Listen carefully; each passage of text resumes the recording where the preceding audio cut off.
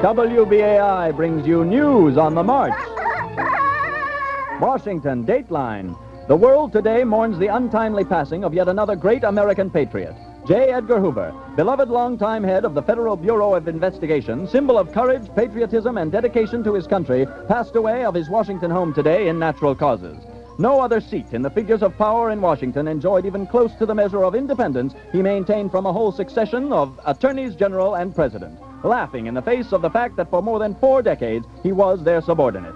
His body was found by his maid at 8:30 this morning, who phoned the news to the acting attorney general. Miss Clardy, oh, Lord, Miss Hoover, I'm passed away. It was fun having 4 harvests. Now, Master's in the cold, cold ground. I've got 9 little pickaninnies. What's going to happen to all President Nixon told reporters that he learned of Hoover's death with a sense of personal loss.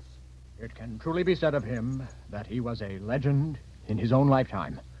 For millions of American citizens, the values he cherished most, courage, patriotism, dedication to his country, and a granite-like honesty. And I'd like to say just one thing about that. In times of controversy, Mr. Hoover's magnificent contribution to making this a great and good country, long after the petty carpings and vicious criticisms of his detractors are forgotten. And I'd like to say just one more thing.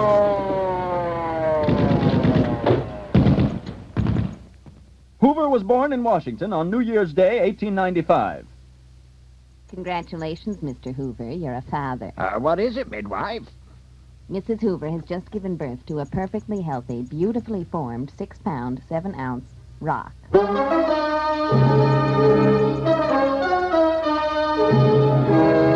Yes, from these humble beginnings came the man who literally created and built the finest law enforcement agency in the world and gave his name to the great vacuum cleaner.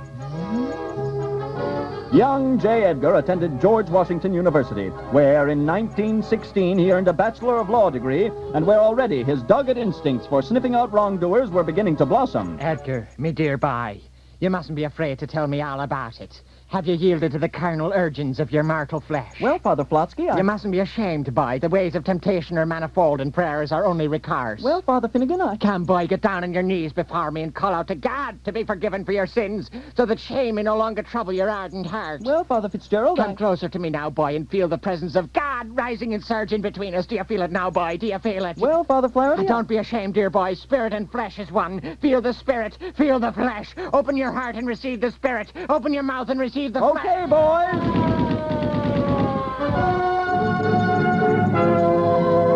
The era of Bonnie and Clyde bank robbery teams and sensational kidnappings brought an ever-mounting esteem and notoriety to the FBI and its crusty head, J. Edgar Hoover, who meantime lent his name to the Great Dam. Okay, kids, here's the pitch. We're grooming you kids for the big time. We're going straight to the top, and we're going to take you right along with us. How about it, kids? Blow it out your ear, Hoover. We need you guys like we need a hole in the head. Let's get out of here, Bonnie. Hold on a minute, Clyde. This could be our big break. I'm fed up with all these one-night stands and grubby motels, the greasy spoons and the cheap seagulls. Atta girl, Bonnie, now you're cooking with gas. I got a promo tour here that's going to set you two up for life. Oh, yeah? Yeah, you're going to hit all the big spots. Pismo Savings and Loan, Pismo, Texas. The Martin Buber Trust Company in Endoderm, Oklahoma. The First National in Punham, Arkansas. And in Hookanya, Kansas, you're going to hit the Hookanya Trust. Now, here's the setup. I don't know, Bonnie. Oh, shut up, Clyde, and listen to the man. Shoot, Hoover.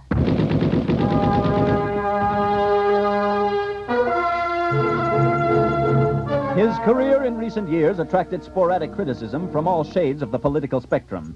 Syndicated columnist Jack Anderson, testifying before Congress only yesterday, claimed Hoover compiled secret dossiers on the sex lives of prominent Americans for the bedtime reading of former President Johnson.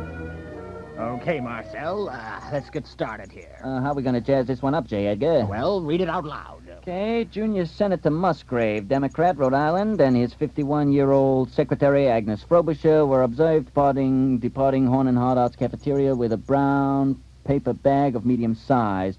Interrogation of counter girl Flossie Grimble yielded following data: 2 coffees regular, 2 plain crullers, and mandarin orange yogurt to go. I don't know, J. Edgar. It doesn't do much for me. Now, just a minute, Marcel. Let me just give it the old once-over. Here, take this down. Mm-hmm. There, in the sultry, darkened cafe, the cocky junior senator brushed thighs with his nubile, blonde, and shapely gal Friday as he jauntily tossed a crumpled bill to the pouting counter girl. There's no one in the office, he breathed, scarcely concealing the depths of his passion. Her breasts rose and fell in silent ascent beneath the clinging translucence of her silk blouse. Oh, I see what you mean. How about the coffee was hot, steamy, and black? Yeah. The pastry moist and creamy, sweet on his tongue as he... That's right, Marcel. That's right. You got the idea. Give it the full treatment, put it in a brown envelope marked classified, and see that the old man has it by bedtime. Oh, and Marcel. Yeah, J. Edgar? Remember, this is top secret. Let's not get caught with our pants down.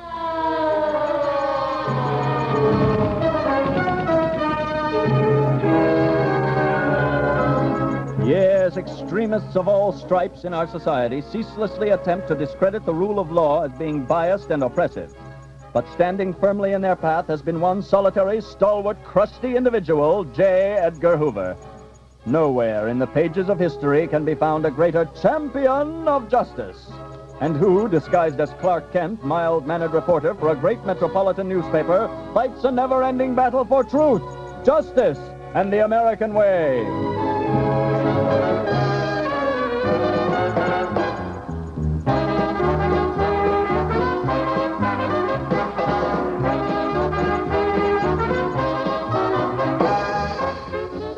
J. Edgar. A Desecration of the Memory of J. Edgar Hoover has been written and performed by John Lithgow, Minnie Baker, Laura Esterman, and Fran Drill. Technical production was by Peter Zanger.